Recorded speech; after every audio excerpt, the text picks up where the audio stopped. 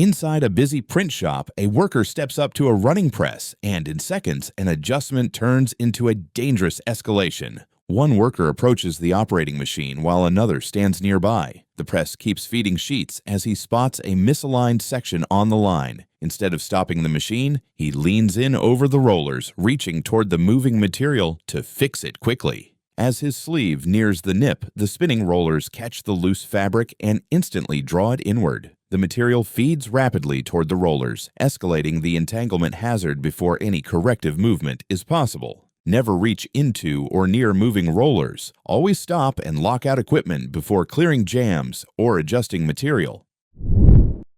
On a trench site, a mobile crane lowers a concrete slab until one sudden tilt turns placement into a dangerous moment.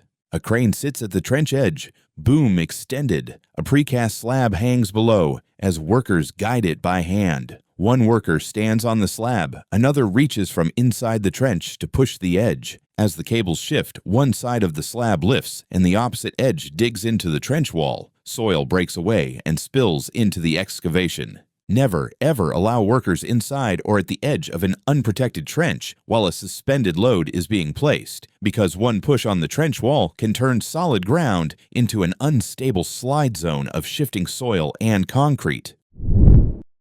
On a rooftop build, a massive steel truss begins to swing, and in seconds, the safest-looking ladder becomes the most dangerous place to stand. High above the neighborhood rooftops, a steel framework hangs suspended. A worker stands on an unsecured ladder, trying to guide the beam into alignment by hand. Wind drags at the structure. The load shifts slightly. Everything seems manageable, right up until the moment the steel begins to rotate. The hanging truss swings to the side, much faster than expected. The lower beam clips the ladder, knocking it off-center. The ladder skids sideways across the roof surface as the suspended steel continues its wide arc. With the support shifting beneath it and the truss still in motion, the entire setup destabilizes instantly. A suspended steel truss can behave like a swinging pendulum, so don't ever place a ladder, platform, or yourself inside the arc of its movement, because even a small rotation can generate enough force to destabilize everything around it.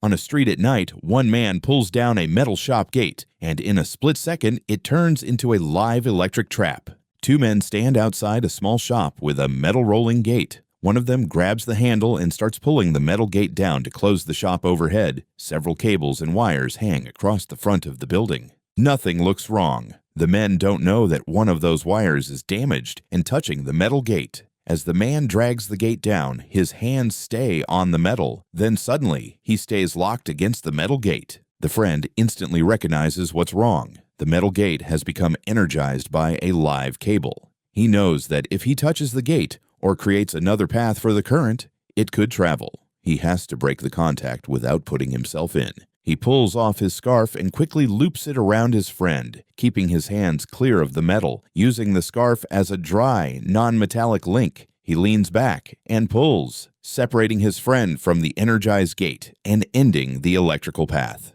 Electricity can travel easily through metal and water, and it looks for any path it can use to move. Never try to free someone who is in contact with an electrical source by grabbing them directly or touching the same metal. Use something dry and non-conductive, like a scarf, rope, wooden stick, or folded dry cloth, to break the contact while keeping your own body completely out of the path.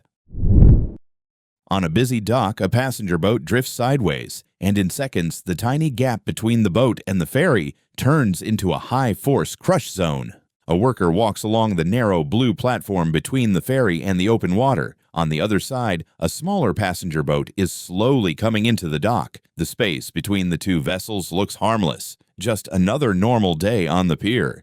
Suddenly, the smaller boat slides sideways and locks hard against the ferry's side, pinching the narrow platform between the two hulls. The worker nearest the edge sees the movement, notices the space closing, and quickly steps back just before the gap almost disappears. A moving boat can create a powerful crush zone anywhere it closes in against a dock or another vessel, so never stand, walk, or work in that gap. No matter how calm or slow the water looks, always stay clear of any space where two large surfaces can come together, because once the vessels shift, that gap can vanish in an instant.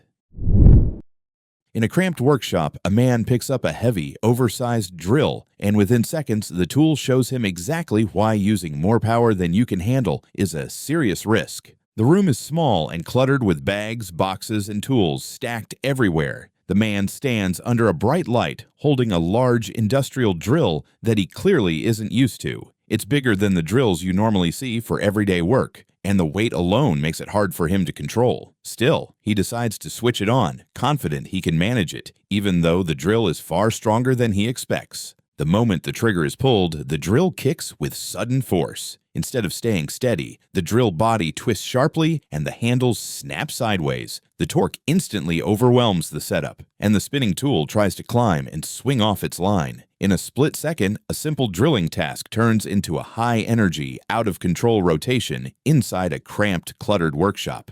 Never, ever start a drill that is larger or more powerful than can be kept firmly under control. Once torque builds, the tool can twist, climb, and swing offline, pulling the bit away from the work and destabilizing the entire setup before any correction is possible. Always match drill size and power to the task, and make sure the drill and workpiece are supported so that any kickback stays within a stable, controlled range.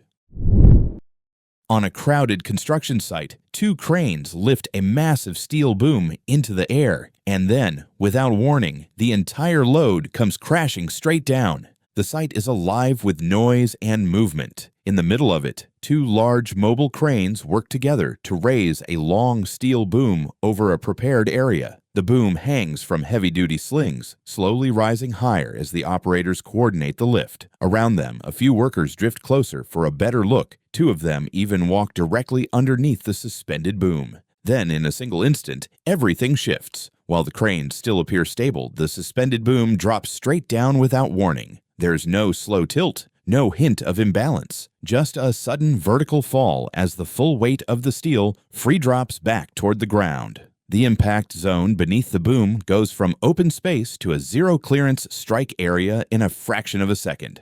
Never, ever allow a suspended load to have anyone or anything beneath it. If a load comes straight down, even from a stable-looking lift, there is no margin, no reaction time, and no available escape path. The only protection is preventing any presence inside the drop zone at all times.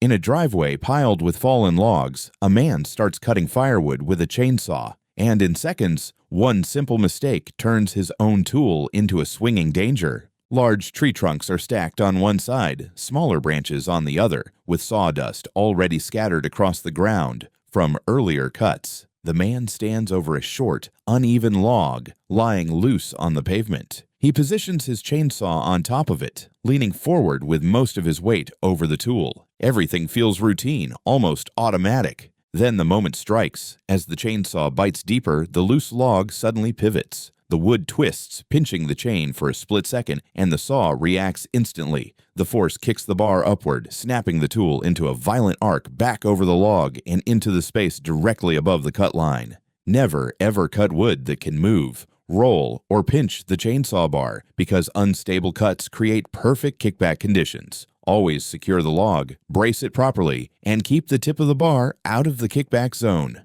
A chainsaw is powerful equipment, and it must run against a fixed, stable work surface with the bar kept in a controlled cutting path. A worker opens a blocked pipe, and in seconds, everything inside that pipe blasts out with surprising force. The worker is standing in a tight, dirty room with stained walls. Above his head, a metal pipe runs across the wall. It looks clogged, so he climbs up slightly and uses a long pry bar to break open a section. The worker keeps pulling at the pipe joint, believing only a little debris or leftover material will drip out when it finally loosens. The moment the pipe cracks open, a huge burst of sludge shoots out with force. It sprays across the wall, the floor, the ceiling, and every exposed surface in the room. The sudden release of internal pressure turns a simple opening job into a full-force discharge, flooding the area in seconds. Never, ever open a clogged or sealed pipe without first checking for pressure and planning for a full-force discharge. Backed up material doesn't gently trickle out. It can jet out instantly along the opening path, Always test for pressure from a safe position, stay out of the direct discharge line, and use proper protection and containment before breaking any joint. A man tries to cut down a dead tree, and in seconds the entire trunk falls the wrong way. Tall trees surround a small cabin, and one large dead tree stands right beside the deck. The man steps onto the wooden platform with a small saw, convinced he can drop the tree safely in the direction he wants. Once the cut is deep enough, the tree begins to fall, but instead of dropping cleanly away, the lower part of the trunk swings toward the deck. As the tree tips, the bottom of the trunk slams into the edge of the platform. The impact turns that edge into a springboard, kicking the base of the tree back with sudden, unpredictable force. Never, ever rely on a deck, platform, or similar surface that sits in the base fall zone of a tree, because when the trunk strikes that surface, the contact point can kick, bounce, or launch the base with forces that are impossible to control. The only safe option is to keep that area clear so the trunk can fall and slide without hitting rigid structures. Plan the cut from solid ground outside the fall zone, not from a deck or platform that the base can strike. Clear the area around the trunk, control the fall direction with wedges, ropes, or a professional plan, and always give the tree enough open space at the base to fall without contacting nearby structures. Don't forget to share what you learned today in the comments. Your insight could save a life. Take care.